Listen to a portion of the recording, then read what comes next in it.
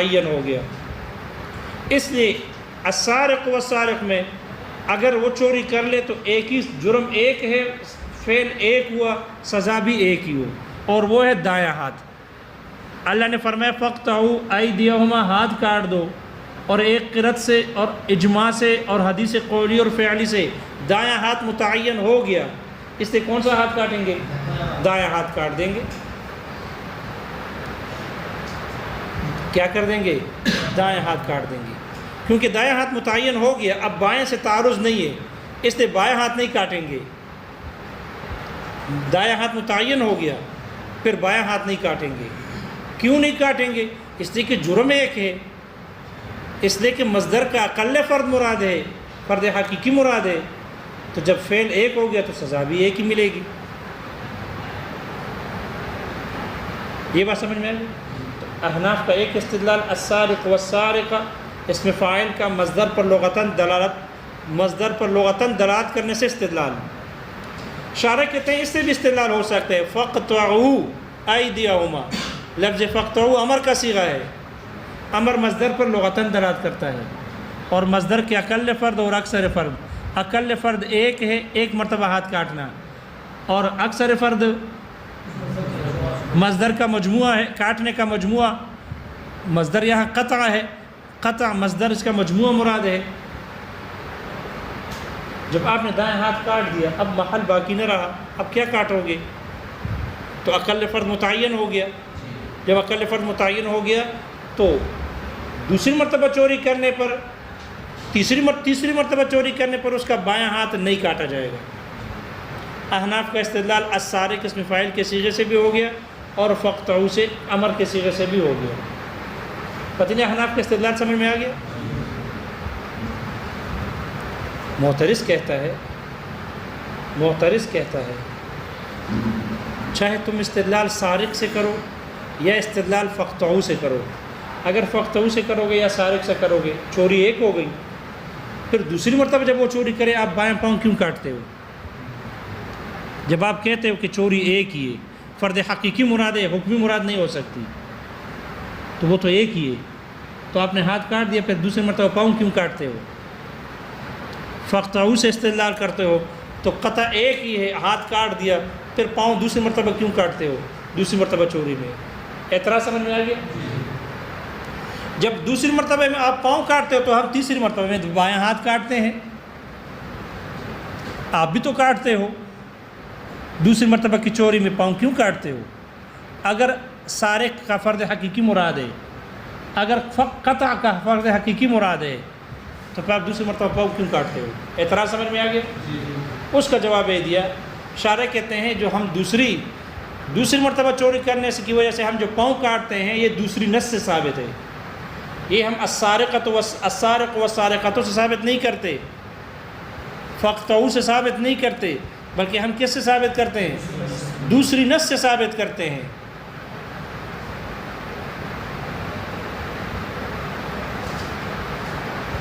کس سے ثابت کرتے ہیں؟ دوسری نص سے ثابت کرتے ہیں۔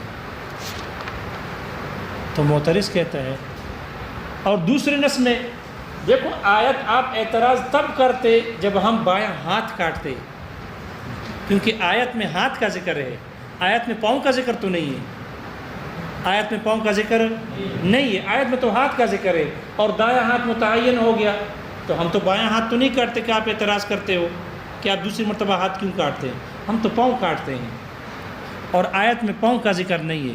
چاہے سارق کا لفظ ہو استدلال کرے یا فَاقْطَعُوا سے استدلال کرے، آیت میں ذکر ہاتھ کا ہے، پاؤں کا نہیں ہے، اس لیے پاؤں کو لے کر ہم پر اعتراض کرنا بھی درست نہیں ہے، اس لیے کہ ہم وہ دوسری نص سے ثابت کرتے ہیں، دوسری نص کی وجہ سے ہم پاؤں کاٹتے ہیں، ہم اس السارق والسارقۃ سے۔ وہ جواب سمجھ میں آ گیا؟ جواب سمجھ میں آ گیا؟ معترض کہتا ہے، معترض پھر پلٹ کے آ کر کہتا ہے، معترض پھر پلٹ کر آ کر کہتا ہے کہ جب آیت میں ذکر ہی ہاتھ کا ہے، پاؤں کا نہیں ہے، آپ دوسرے نص سے ثابت کرتے ہو، تو آیت میں جس ہاتھ کا ذکر ہے وہ بھی تو دایاں ہے، بایاں نہیں ہے، وہ بھی تو دایاں ہے، بایاں نہیں ہے۔ کیونکہ جب دایاں ہاتھ قرأت سے بھی متعین ہو گیا، اجماع سے بھی متعین ہو گیا، حدیث قولی اور فعلی سے بھی متعین ہو گیا، تو پھر آیت میں تو ٹھیک ہے ہاتھ کا ذکر ہے، وہ تو دایاں ہے، بایاں تو ہے نہیں۔ جب آیت میں بائیں ہاتھ کا ذکر ہی نہیں ہے تو ہم دوسری نس کی وجہ سے بایاں ہاتھ کاٹتے ہیں۔ اگر تم دوسری نس سے بایاں پاؤں کاٹتے ہو تو ہم ہاتھ کاٹتے ہیں۔ اعتراض سمجھ میں آ گیا؟ آپ جو پاؤں کاٹنے پر استدلال کرتے ہو کہ اعتراض کرنا آپ کا ٹھیک نہیں ہے، کیوں؟ اس لیے کہ آیت میں تو پاؤں کا ذکر تو نہیں ہے، ہاتھ کا ذکر ہے، اور ہم پاؤں کا کاٹنا دوسرے نس سے ثابت کرتے ہیں۔ تو معترض کہتا ہے تو پھر آیت میں جس ہاتھ کا ذکر ہے وہ تو دایاں ہاتھ ہے، اور تیسری مرتبہ چوری میں بایاں ہاتھ کاٹتے ہیں۔ تو جب بائیں ہاتھ کا ذکر ہے ہی نہیں آیت میں تو ہم اس کو اس روایت سے ثابت کرتے ہیں۔ فَإِنْ عَادَ فَاقْطَعُوهُ، ہم اس سے ثابت کرتے ہیں، اس روایت سے۔ تو آپ بھی تو دوسرے نس سے پاؤں کا کاٹنا ثابت کرتے ہو، ہم بھی دوسری نس سے پاؤں کے ہاتھ کے کاٹنے کو ثابت کریں گے۔ وہ جواب اعتراض سمجھ میں آ رہا ہے؟ اس لیے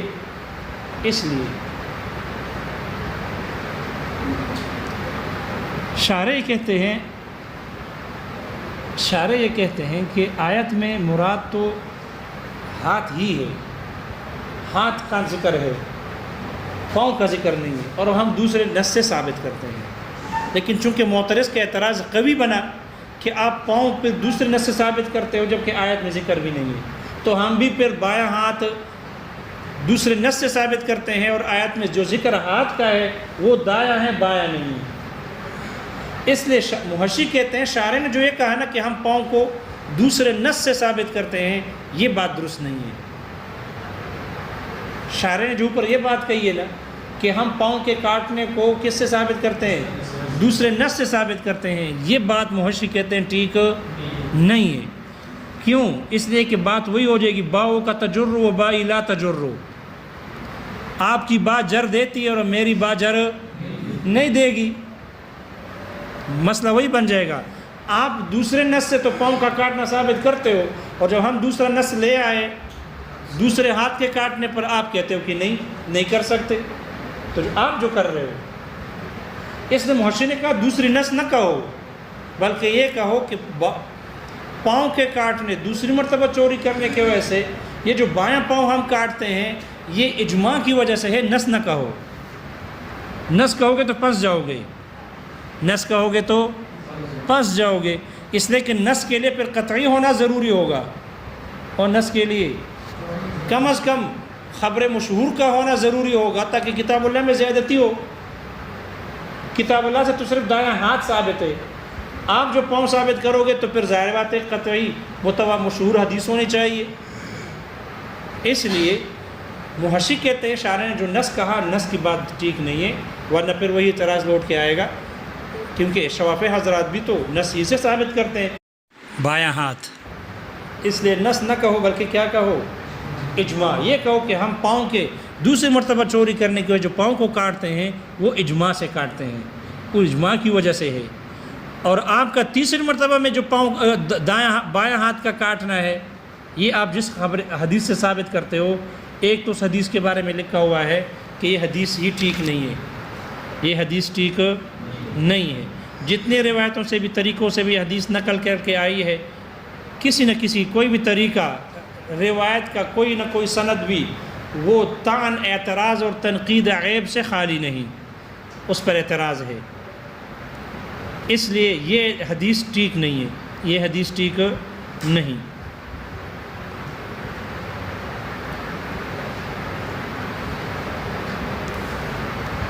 اگر یہ حدیث ٹھیک ہوتی، محشی کہتے ہیں اگر یہ حدیث ٹھیک ہوتی تو جب صحابہ مشورہ کر رہے تھے اس میں صحابہ اس حدیث سے استدلال کرتے، حالانکہ صحابہ نے استدلال نہیں کیا۔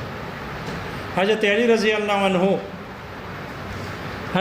رضی اللہ عنہ وہ مشورہ کر رہے تھے صحابہ کے ساتھ، تو کسی نے بھی اسے حدیث سے استدلال نہیں کیا، بلکہ حضرت علی رضی اللہ عنہ نے فرمایا کہ مجھے تو حیا آتی ہے کہ چور کا دائیں ہاتھ تو ہم نے کاٹ دیا آیت کی وجہ سے، بایاں پاؤں کاٹ دیا اجماع کی وجہ سے، اب مجھے حیا آتی ہے، اگر یہ بدبخت تیسری مرتبہ ہی کرتا ہے تو مجھے حیا آتی ہے کہ ایک ہی ہاتھ رہ گیا دایاں بایاں ہاتھ رہ گیا، اب مجھے حیا آ رہی ہے کہ اس کے لیے استنجا کرنے کے لیے کھانے پینے کے لیے بھی کوئی ہاتھ نہ چھوڑوں، اس لیے مجھے حیا آتی ہے کہ اس کے ایک ہاتھ بھی استنجا اور کھانے پینے کے لیے باقی نہ رہے، اس لیے ایک ہاتھ ہونا چاہیے جس میں کھائے پیے بھی اور استنجا بھی کر لے، اور ایک پاؤں بھی نہ چھوڑوں چلنے پھرنے کے لیے، اس لیے انہوں نے کہا کہ ایک پاؤں کو بھی چھوڑتے ہیں۔ تو اگر یہ روایت ٹھیک ہوتی جو امام شافعی رحمہ اللہ نے نقل کی ہے تو پھر بایاں ہاتھ بھی نہ رہتا اور کوئی پاؤں بھی نہ رہتا، حالانکہ حضرت علی رضی اللہ عنہ کے مشورے میں صحابہ نے اس حدیث سے استدلال بھی نہیں کیا۔ معلوم ہو یہ روایت ٹھیک، یہ روایت صحیح نہیں ہے جو امام شافعی رحمہ اللہ نے نقل کی۔ اور جواب سمجھ میں آ گیا؟ یا اگر یہ روایت ٹھیک بھی ہو تو یہ ابتداء اسلام پر محمول ہوگی۔ یہ روایت کا تعلق پھر کس سے ہوگا؟ ابتداء اسلام سے ہوگا، اور ابتداء اسلام میں جو جس طرح کرتا اس کے ہاتھ پیر کاٹ دیے جاتے، جیسے کہ آگے آ رہا ہے اور آپ پڑھ چکے ہو شاشی میں کہ عرینیین کے ساتھ یہی ہوا، قصے عرینیین میں جنہوں نے آپ علیہ الصلوۃ والسلام کے صدقے کے اونٹوں کو ہنکا کر لے گئے تھے اور صحابہ کو ان کے مسلح کر کے ان کو شہید کیا، ان کے ہاتھ پیر ناک کان سب کاٹ دیے تھے، آنکھیں بھی پوڑ دی تھی، نکال دی تھی۔ تو آپ نے جب ان کو پکڑ کر وہ لے آئے ان کو، تو آپ نے بھی ان کے ساتھ ایسا ہی کیا، ان کے بھی ہاتھ پیر کاٹ دیے، ناک کان کاٹ دیے اور آنکھیں نکال دی گئی، اور گرم زمین پر ان کو ڈال دیا گیا، تڑپتے تڑپتے مر گئے، اس لیے کہ ان صحابہ کے ساتھ بھی انہوں نے اسی طرح کیا تھا۔ جو ابتدائی اسلام میں مسلح تھا وہ جائز تھا، اس کا تعلق مسلح بن جائے گا، انسان کے ہاتھ پیر سب کٹ جائے تو آدمی مسلح جیسا ہو جاتا ہے۔ اس لیے اگر یہ روایت صحیح بھی ہو، اول تو یہ صحیح نہیں ہے، اگر صحیح بھی ہوتی تو پھر یہ ابتدائی اسلام پر محمول ہے، اس لیے پھر منسوخ ہوگی۔ کیا ہوگی؟ منسوخ نسخ پر محمول ہوگی۔ اور کچھ سمجھ میں آئے؟ اس لیے ہم نے جو پاؤں کے کاٹنے کو ثابت کیا وہ کس سے ہو گیا؟ اجماع سے ہو گیا، اور امام شافعی رحمہ اللہ جو بائیں ہاتھ کے کاٹنے کو ثابت کرتے ہیں یہ خبر واحد ہے، اور آیت سے پتہ چلتا ہے کہ ایک مرتبہ جرم ایک ہو گیا، فرد حقیقی مصدر کا مراد ہے، تو جب چوری ایک ہے تو ایک ہی مرتبہ ہاتھ کاٹا جائے گا، اس لیے دوسری مرتبہ کرنے سے پھر بائیں ہاتھ نہیں کاٹا جائے گا۔ اور جس حدیث سے آپ استدلال کرتے ہو وہ حدیث خبر واحد ہے، خبر واحد سے کتاب اللہ پر زیادتی لازم آئے گی، جو کہ درست آیت ایک چوری پر دلالت کرتی ہے، ایک سزا کا دینے کا مکلف بنا رہی ہے، اور اگر خبر واحد پر عمل کیا جائے گا اور کتاب اللہ کے لیے بیان بنایا جائے گا تو کتاب اللہ پر زیادتی ہوگی، جو کہ خبر واحد سے درست نہیں ہے۔ کوئی بات سمجھ میں آ گئی؟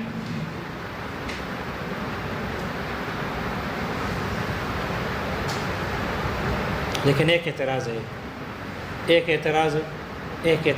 اعتراض یہ ہے، ٹھیک ہے مان لیا ہم نے السارق والسارقۃ اسم فاعل ہے، مصدر پر لغتاً دلالت کرتا ہے، فاقطعوا امر ہے، مصدر پر لغتاً دلالت کرتا ہے، فرد حکمی بالاجماع باطل ہے، فرد حقیقی ایک چوری ہے، آپ نے ایک مرتبہ ہاتھ کاٹ دیا، دوسری مرتبہ ہاتھ ہے ہی نہیں، اس لیے تیسری مرتبہ میں ہاتھ نہیں کاٹا جائے گا۔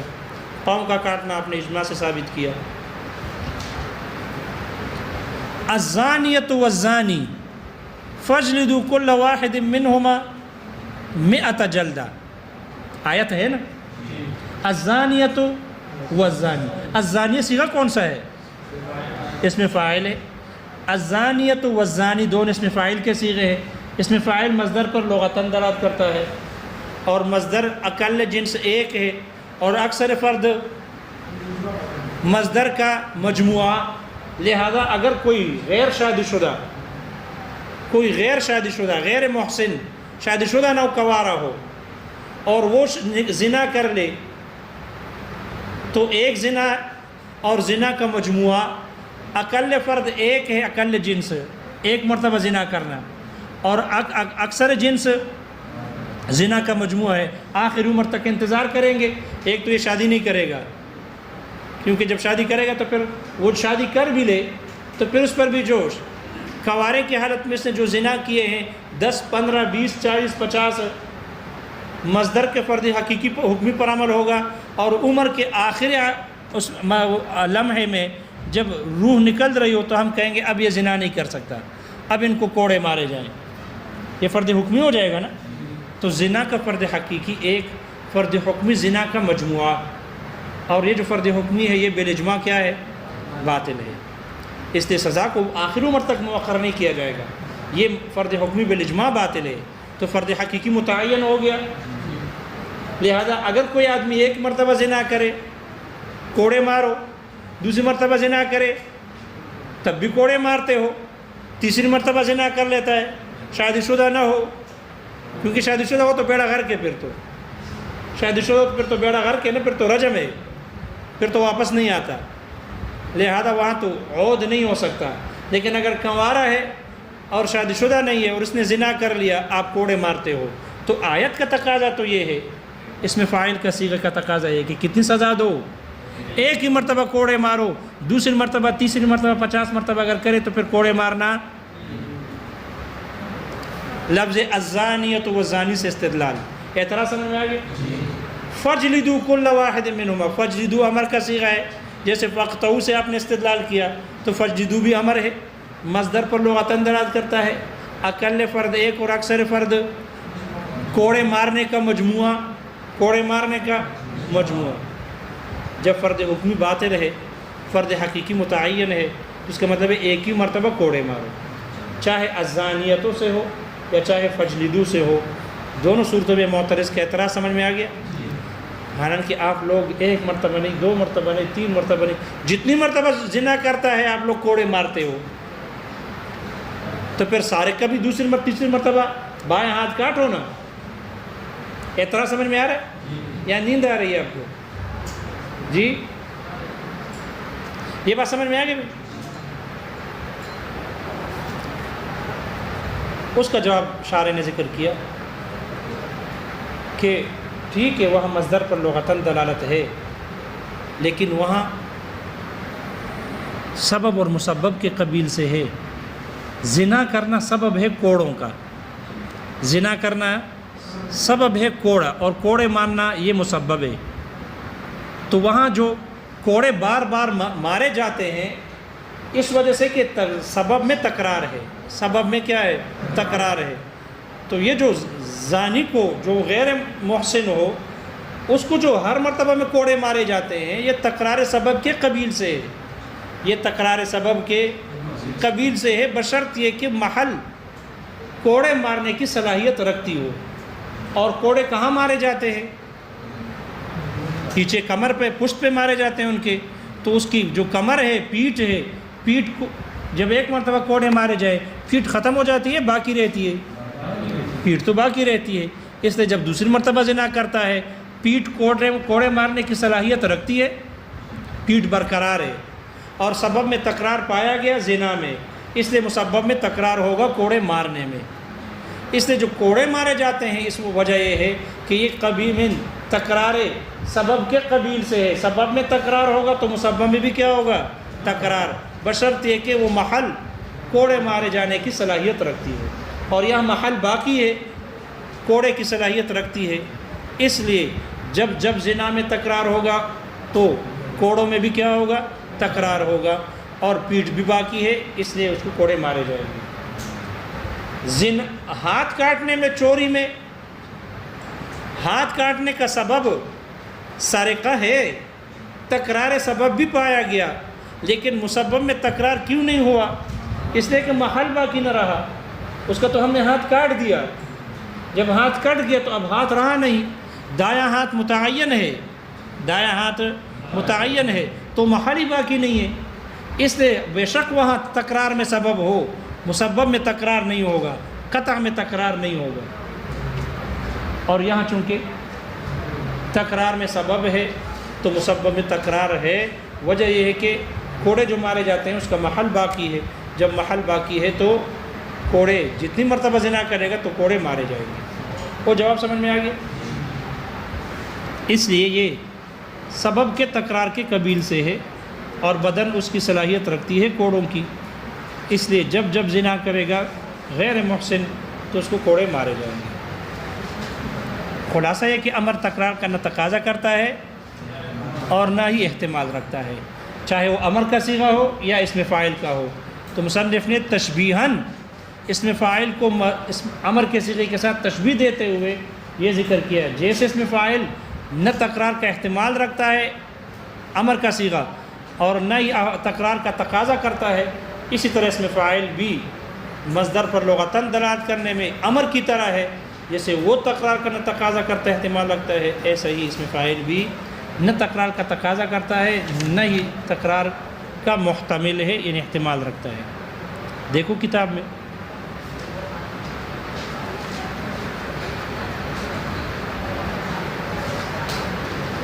ثم اورد المصنف بتقریب بیان الامر، پھر مصنف رحمہ اللہ امر کے بیان کو قریب کرنے کے لیے لے آئے، قریب الی الفہم کرنے کے لیے، قریب الی الفہم کرنے کے لیے مصنف لے آئے بیان اسم الفاعل، اسم فاعل کے بیان کو لے آئے۔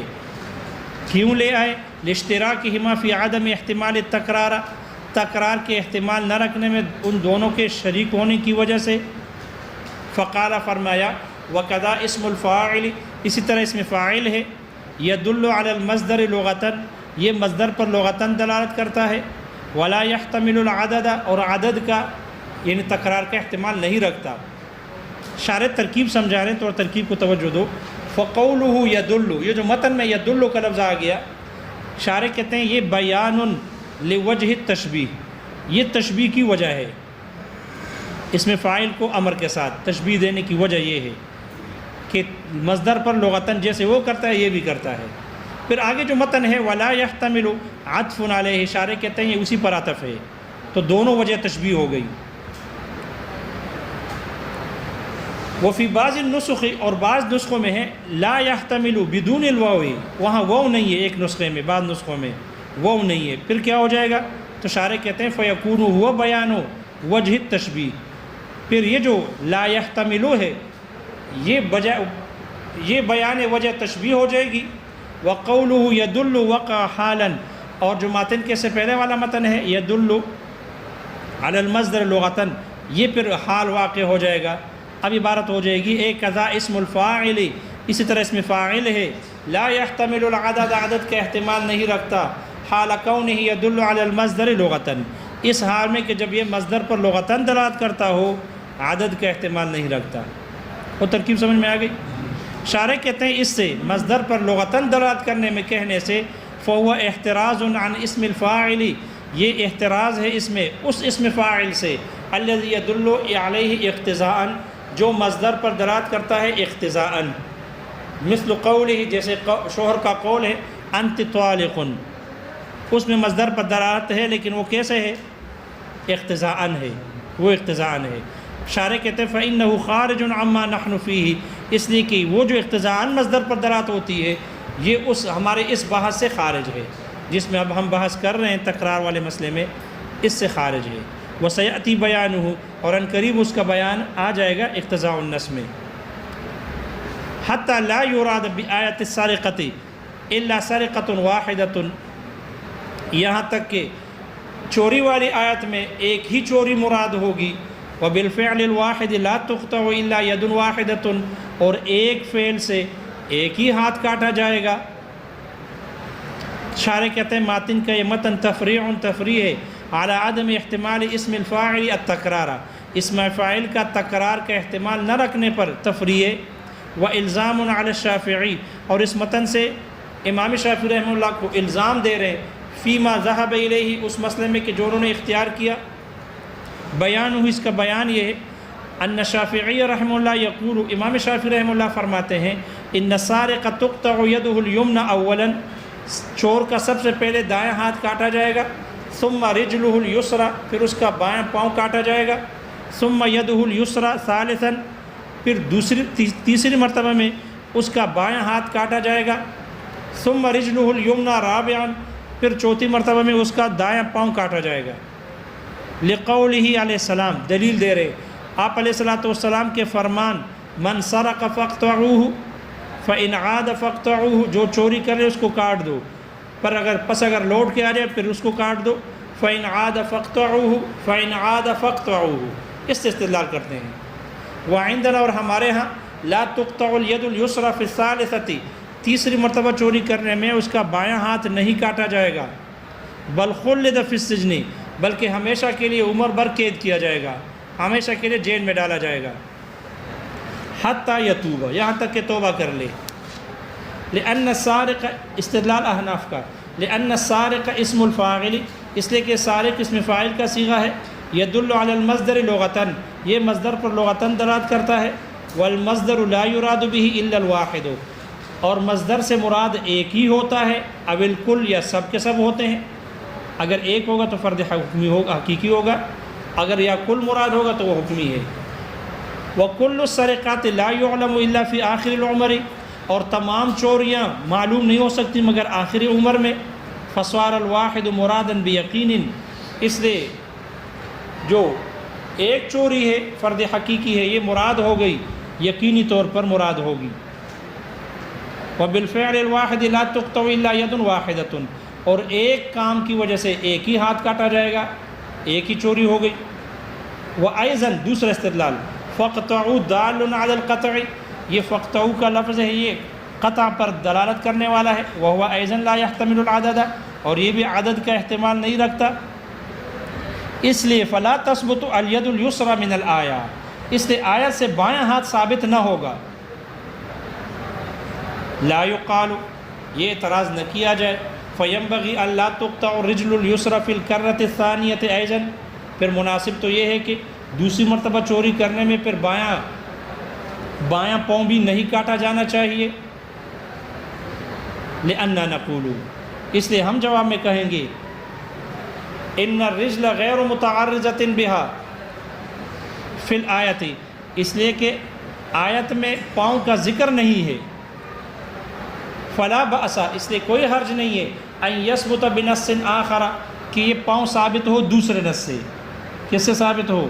دوسرے نص سے ثابت ہو، لیکن بتا دیا کہ دوسرے نص نہ کہے بلکہ اجماع کہے۔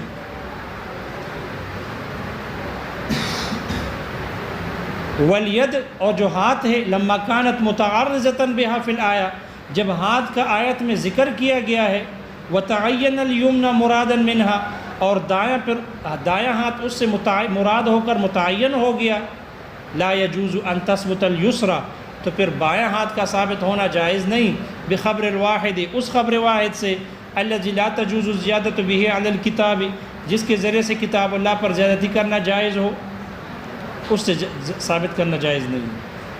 لأنه لم يبق المحل المعین، اس لیے کہ وہ متعینہ محل باقی نہ رہا، الذي تعین بالاجماع، جو محل متعین ہو گیا تھا اجماع سے، تو اجماع سے بھی ہوا اور حدیث قولی اور فعلی سے بھی ہو گیا۔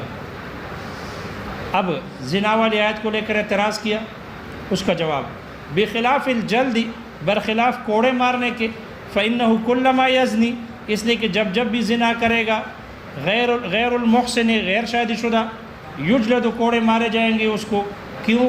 لأن البدن صالح للجلد دائما، اس لیے کہ جو بدن ہے یہ ہمیشہ کوڑے کھانے کی صلاحیت رکھتا ہے، جب بدن صلاحیت رکھتی ہے تو ہمیشہ کوڑے مارے جائیں گے۔ وہ کچھ سمجھ میں آیا؟